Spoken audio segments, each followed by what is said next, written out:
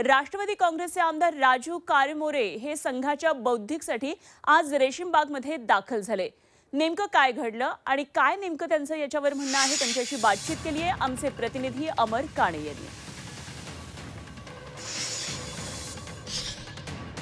राजू कारेमोरे जी आहे राष्ट्रवादी काँग्रेसचे, इथे आपण पोहोचलाय, काय भावना आहे इथे? नाही साहेब, थोर संतांचे, पुरुषांचे, महापुरुषांचे दर्शन घेतल्या पाहिजे, विचार आत्मसात केल्या पाहिजे। हे आपली संस्कृती, सर्वांचे दर्शन घेतलं पाहिजे, सर्व धर्म चांगले आहेत। पक्ष नेतृत्वाशी बोलणार होते आणि राष्ट्रवादीचा एकही नेता इथे नाही, आपण एकटे इथे आहे, त्याच्याबद्दल मला पूर्ण माहिती नाही साहेब। अजितदादा येणार आहे का? राष्ट्रवादीचे इतर नेते येणार आहे? काही माहिती नाही त्याच्याबद्दल। पण तुम्ही पक्ष नेतृत्वाने काही सूचना केल्या होत्या, त्यानंतर इकडे दाखल झाले? नाही, काही सूचना नाही केल्या। आता तुम्ही इथे संपूर्ण विचार घेणार, जे महायुतीचं एक सरकार आहे, एक विचारावर चालतंय आणि त्या विचाराचं प्रेरणास्थान राष्ट्रीय स्वयंसेवक संघ आहे। आहे ना, तर तुम्ही इथे दर्शन आणि हे सगळं करून हो, बौद्धिकला उपस्थित राहणार? हो, राहू ना।